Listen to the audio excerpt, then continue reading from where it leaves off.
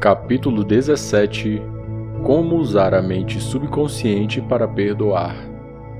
A vida não tem favoritos, Deus é vida, e o princípio da vida flui através de você neste momento, enquanto lê e pensa nessas palavras.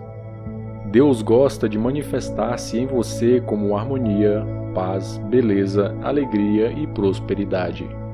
Isso é chamado de a vontade de Deus ou a tendência da vida. Se você cria na mente resistência à passagem do fluxo de vida, esse bloqueio emocional semeia confusão no subconsciente e causa todos os tipos de condições negativas.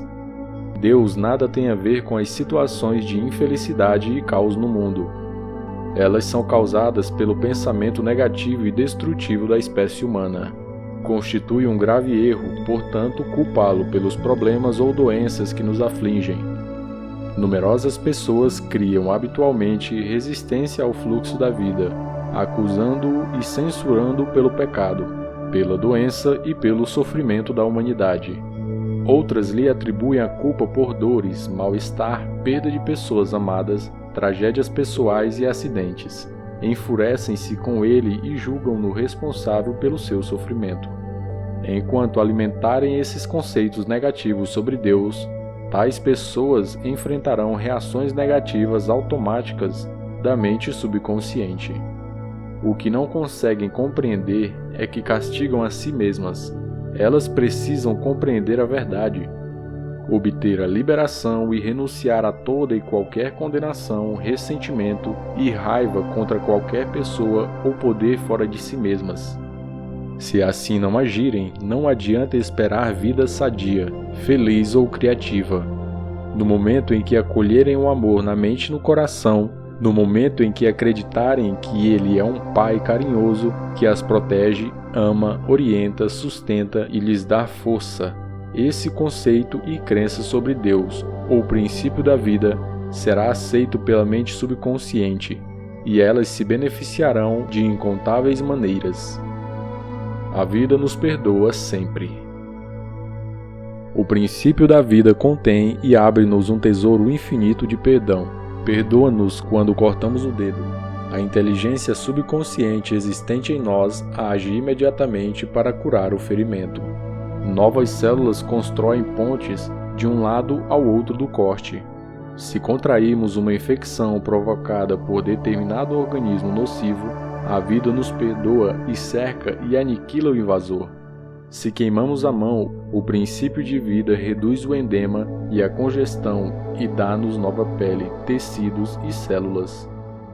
A vida não alimenta rancor contra ninguém, está sempre nos perdoando. Traz de volta a saúde, a vitalidade, a harmonia e a paz. Se cooperarmos com ela, isto é, se pensarmos em harmonia com a natureza, lembranças negativas, rancorosas, amargura e má vontade atravancam e impedem a circulação do princípio de vida em nós existente. Como ela baniu o sentimento de culpa. Harriet G. trabalhava até tarde no escritório. Todos os dias, frequentemente, só voltava para casa depois de meia-noite. E alimentava a esperança de que os chefes e colegas admirassem por ser tão esforçada. Mas nada disso acontecia, uma vez que ela era, em geral, a única a fazer serão. Os demais nem mesmo sabiam de sua rara dedicação ao trabalho. Enquanto isso, sua família enfrentava sérias dificuldades. O marido e os 2 filhos mal sabiam como ela era. Quando a equipe júnior de beisebol, onde o filho Lawrence jogava, chegou às semifinais, Harriet não só não foi assistir ao jogo, mas nem mesmo perguntou quem vencera. Para complicar ainda mais as coisas, o médico disse-lhe que sua pressão arterial estava ficando perigosamente alta. Harriet veio me procurar quando o marido lhe disse que queria a separação. Perguntei-lhe por que o excluíra de sua vida e demonstrava tão pouco interesse pelos filhos. No princípio, ela explicou que era obrigada a trabalhar tanto assim simplesmente para conservar o emprego. Perguntei-lhe se os colegas trabalhavam tantas horas extras como ela. Não, reconheceu. Os outros cumpriam o horário normal e em nada eram mais competentes do que ela. Sugeri-lhe o motivo por que achava que ela trabalhava tanto. Há algumas coisas a corroendo por dentro, disse eu. Se não houvesse, você não trabalharia dessa maneira. Você está se punindo por alguma coisa. Por algum tempo ela resistiu à sugestão. Insistiu em que seus hábitos de trabalho eram normais e que os outros sim é que eram preguiçosos. Finalmente, contudo, reconheceu um profundo sentimento de culpa. 15 anos antes, com a morte do pai, fora testamenteira do episódio. E deliberadamente deixara de entregar uma grande soma ao irmão mais moço. Por que você fez isso? Perguntei. Foi questão de cobiça? Claro que não, respondeu ela. Meu irmão, bem, ele tinha um gravíssimo problema com drogas. Eu sabia o que aconteceria ao dinheiro se eu o entregasse a ele. Disse a mim mesma que o estava economizando para quando ele conseguisse largar o vício. E? Perguntei. Harriet respirou profundamente. Isso nunca aconteceu. Ele se suicidou. Talvez não tenha premeditado, mas o resultado foi o mesmo.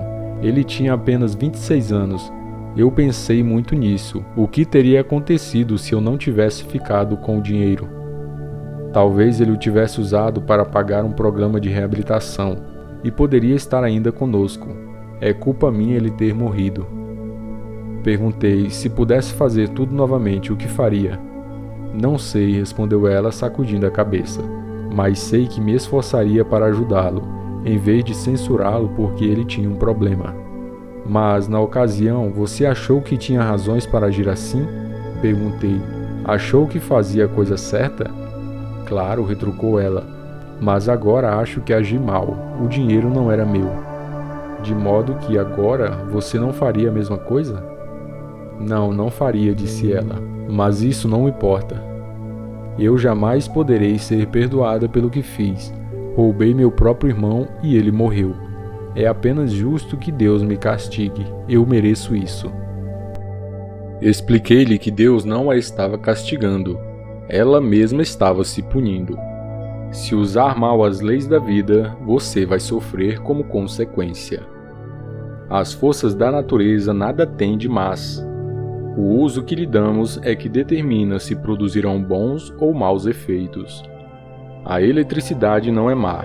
Depende de se você a usa para iluminar sua casa ou aplicar um choque fatal em alguém. O único pecado é a ignorância da lei e o único castigo, a reação automática dela quando é mal usada. Se você usa mal os princípios da química, explode o local de trabalho. Se dá um murro numa tábua, é possível que a mão comece a sangrar. A tábua não tem nenhuma culpa. A culpa está no mau uso que você lhe deu. No fim, consegui ajudar Harriet a compreender que Deus não condena nem castiga ninguém. Seu sofrimento era devido à reação da mente subconsciente à sua maneira negativa e destrutiva de pensar. O que ela precisava era de perdão, mas também saber que o verdadeiro sentido do perdão é o perdão de si mesmo. O perdão alinha nosso pensamento com a divina lei da harmonia. A autocondenação é o inferno, prisão e restrição, e o perdão, o céu, harmonia e paz. Tirando da mente o peso da culpa e da autocondenação, ela obteve cura completa. No exame médico seguinte, a pressão voltara ao normal. A explicação a curou. O assassino aprendeu a se perdoar. Arthur, há muitos anos, cometeu homicídio na Europa. Quando me procurou, sentia grande angústia e tortura mental. Acreditava que Deus tinha que castigá-lo pelo terrível ato que cometera. Pedi-lhe que me contasse o caso. Segundo ele, descobrira que a vítima estava tendo um caso com sua esposa. Chegara mais cedo de uma caçada e o surpreendera em flagrante, e num acesso de fúria, atirara no homem, matando-o. O sistema judiciário foi leniente. Cumpriu pena de apenas alguns meses de prisão.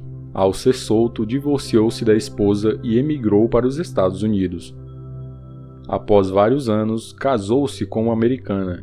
Ele e a esposa foram abençoados com 3 lindos filhos. Fez carreira bem-sucedida em um campo de atividade em que tinha a oportunidade de ajudar muitas pessoas. Era apreciado e respeitado pelos colegas, mas aparentemente nada disso o ajudava. Após todos esses anos, continuava a culpar-se pelo que acontecera. Após ouvir-lhe a história, expliquei-lhe que, segundo a ciência, todas as células de nosso corpo são renovadas a cada 11 meses. Tanto física quanto psicologicamente, ele não era mais o mesmo homem que cometera aquele homicídio, que acontecera muitos anos antes. Ele evidentemente se transformara, tanto mental quanto espiritualmente. Nesse momento, transbordava de amor e boa vontade para com a humanidade. A pessoa que cometera aquele crime anos atrás estava morta, mental e espiritualmente. Recusando a se perdoar, ele condenava um inocente. A explicação produziu um efeito profundo. Disse-me ele que se sentiu como se um grande peso tivesse sido retirado de sua mente e compreendeu pela primeira vez o sentido interno da verdade seguinte da Bíblia. Vinde, pois, e arrazoemos, diz o Senhor. Ainda que vossos pecados sejam como o escarlate, eles se tornarão brancos como a neve.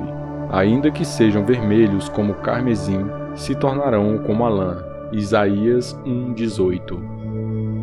Críticas não podem feri-lo sem seu consentimento. Uma professora primária, chamada Ramona Kay, procurou-me após uma palestra. Disse-me que recentemente fora obrigada a fazer um discurso. Em seguida, uma colega lhe enviou um bilhete cheio de críticas. Dizia que Ramona falara rápido demais, engolira palavras e nem ao menos pudera ser ouvida com clareza. Ramona ficou magoada e furiosa. Sentiu grande raiva da colega e na escola procurou evitar qualquer contato com ela. Quando a interroguei, Ramona reconheceu que merecia muitas das críticas. Não tinha experiência em falar em público.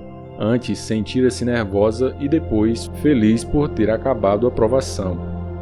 Esse era o motivo por que ficara tão magoada com as críticas da colega.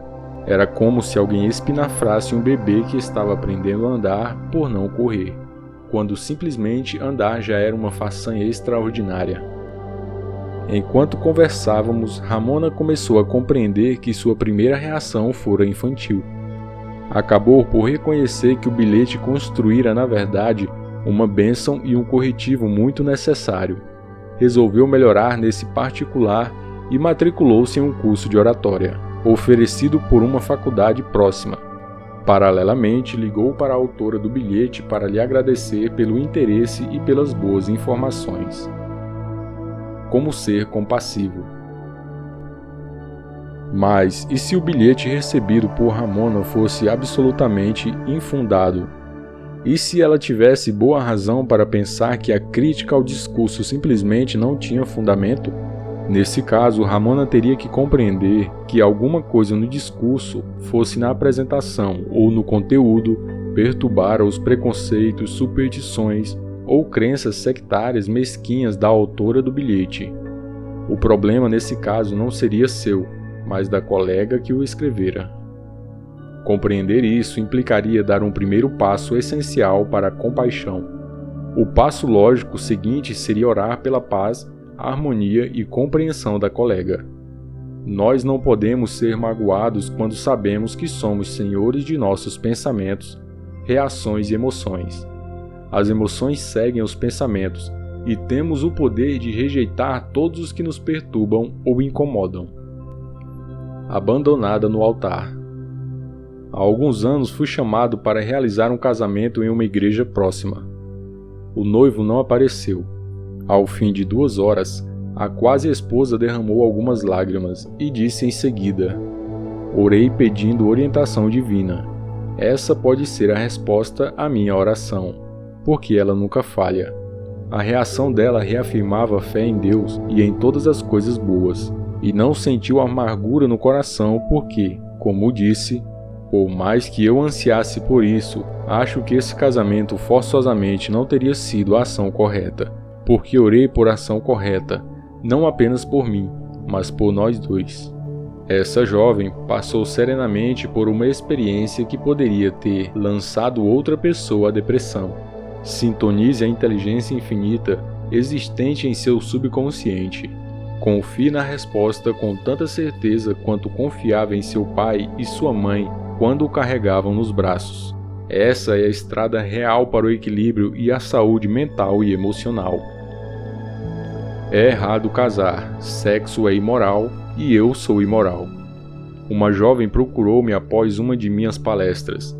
Disse que se chamava Carol. Fiquei impressionado com a aparência dela. Usava um vestido preto, simples, e meias compridas também pretas. Rosto pálido e sem expressão. Sem pelo menos vestígios de batom ou qualquer outra maquiagem. Maneiras controladas, mas também vigilantes. Como se pensasse que as pessoas em volta poderiam de repente começar a agir de forma imoral. Logo depois, Carol começou a relatar a educação que havia recebido. Fora criada pela mãe, que lhe ensinara que dançar, jogar cartas, nadar ou namorar eram pecados. De acordo com a mãe, todos os homens eram maus. Sexo nada mais era do que a devassidão inspirada pelo demônio. Se desobedecesse a esses mandamentos, se deixasse de segui-los ao pé da letra e espírito, arderia eternamente no inferno. Quando saía com rapazes do escritório onde trabalhava, Carol sentia um profundo sentimento de culpa. Estava convencida de que Deus a castigaria. Um rapaz, de quem gostava muito, propôs-lhe casamento, mas ela recusou. Ou, como me disse, é errado casar, sexo é imoral e eu sou imoral. Era o velho condicionamento falando. Claro que essa jovem transbordava de culpa. Como poderia ser de outra maneira? Era-lhe impossível viver de acordo com as crenças da mãe. Era-lhe impossível também evitar o pensamento de que havia alguma coisa errada nessas crenças. O princípio da vida, que flui através de todos nós, lutava por reconhecimento e expressão. Sugeri a Carol que tentasse aprender a se perdoar. Perdoar implica renunciar a algo. Ela precisava renunciar a todas as falsas crenças e trocá-las pelas verdades da vida e por autoestima. Carol vinha conversar comigo uma vez por semana. Isso durou 10 semanas. Ensinei-lhe o que aprendera sobre o funcionamento das mentes consciente e subconsciente, como venho explicando neste livro. Compreendendo aos poucos ter sido vítima de lavagem cerebral, que fora hipnotizada e condicionada por uma mãe ignorante, supersticiosa, fanática e frustrada, iniciou finalmente uma vida maravilhosa. Por sugestão minha, passou a usar roupas mais atraentes. Foi à seção de cosméticos de uma loja no centro e recebeu uma ajeitada geral gratuita. Fez aulas de dança e aprendeu a dirigir. Aprendeu também a nadar, jogar cartas e bater papo com rapazes. Rompeu inteiramente com a família e começou a amar e dar valor à vida. Descobrindo sua natureza interior, Carol começou a orar por um companheiro, afirmando que o Espírito Infinito atrairia para ela um homem com quem pudesse harmonizar-se por completo. Certa noite, ao deixar meu consultório, encontrou um rapaz que estava à minha espera. Apresentei-os casualmente. 6 meses depois, eles se casaram. Continuam casados e felizes. O perdão é necessário para a cura. E quando estiverdes orando, se tendes alguma coisa contra alguém, Marcos 11:25. Perdoar ao próximo é essencial.